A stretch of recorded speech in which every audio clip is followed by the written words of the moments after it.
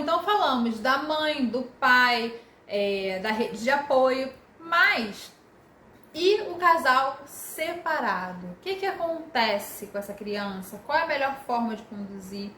De uns anos para cá, uns 2, 3 anos para cá, eu tenho acompanhado muitos processos de separação conjugal no consultório e nas escolas, né? E sempre surge essa dúvida. Como conduzir isso com a criança? A grande diferenciação que a psicologia lança à luz, né, para a gente olhar para essa diferenciação, é que é diferente a relação conjugal e a relação parental. A relação conjugal é a relação entre marido e mulher, né? Ou mulher e mulher, ou homem e homem, enfim, né? Aqui eu vou falar sobre os casais heterossexuais por uma questão de simplificar mesmo o que não é nada simples, né? Porque as famílias estão cada vez se compondo de formas diferenciadas e se a gente fosse entrar em mais esse parêntese aqui ia ficar aula muito extensa. Mas eu vou falar então sobre casais heterossexuais, mas isso se aplica a todos os casais, certo? Então, a relação conjugal é entre os cônjuges, né? E a relação parental é a relação entre as outras figuras, inclusive relação mãe-filho e pai-filho. E quem se separa é o casal, né? A separação conjugal.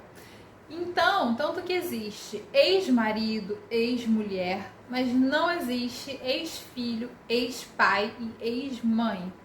Então, são papéis que não podem ser misturados na hora da separação. Tem que estar claro, ele tem que ter claro na cabeça que a separação é entre marido e mulher. Esse é o primeiro e acho que principal ponto que tem que ficar claro para todos os envolvidos. E quando eu falo todos os envolvidos, eu estou falando inclusive da criança.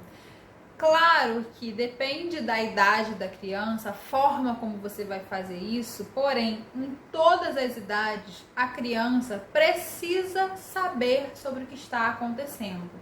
A criança tem muita fantasia, uma criatividade fora do normal, uma esponja, né? A gente não fala que a criança é uma esponjinha, e de fato ela absorve tudo o que está acontecendo. Então, na cabeça da criança, que não está presenciando a crise que o casal está passando, na maioria das vezes, do nada o pai sai de casa, ou do nada tá cada um num quarto. Então, na cabeça da criança, isso fica muito confuso. E todo espaço vazio, vazio de informação, ela vai preencher com a criatividade dela. E muitas vezes, inclusive na maioria das vezes, esse preenchimento de espaço vem com a culpabilização da própria criança. Então, muitas crianças podem se sentir culpadas pela separação dos pais. Será que eu fiz alguma coisa errada e por isso meu pai saiu de casa? Será que aquele dia que eu desobedeci, aí eles discordaram, será que foi ali que eles resolveram se separar? Então, todo mundo envolvido ali na família que vai sofrer com o impacto da separação precisa estar ciente de que está havendo uma separação. Como eu falei, logicamente, a forma que você vai falar sobre isso com a criança vai depender da idade, mas essa conversa precisa acontecer, até para deixar claro de que os pais estão se separando, mas que eles não estão se separando da criança. E que quando há a separação física, né, do ambiente, quando um dos pais sai de casa, deixar claro que vai mudar sim a rotina, vai ficar com mais saudade, porque está convivendo todo dia com aquela pessoa, e aí passa a não conviver mais, né? Mas que aquela pessoa ainda faz parte da vida da criança. E aí, pontuais estratégias que podem ser adotadas para lidar com isso. Vai ser ligar todo dia de noite para dar boa noite, vai ser falar todo dia depois da escola para contar como é que foi na escola, enfim. Aí cada família vai traçar a sua estratégia. Não tem uma receita de bolo de como conduzir, do que falar, mas a regra é falar. Um outro ponto sobre esse assunto é que mesmo a gente esclarecendo, a gente conversando, a gente vai sofrer, né? Mesmo no casal, quem decidiu pela separação, né, e quando decide por isso, né, a gente acredita que esteja seguro daquela decisão, ainda assim essa pessoa vai sofrer com a separação. A criança, então, também vai sofrer.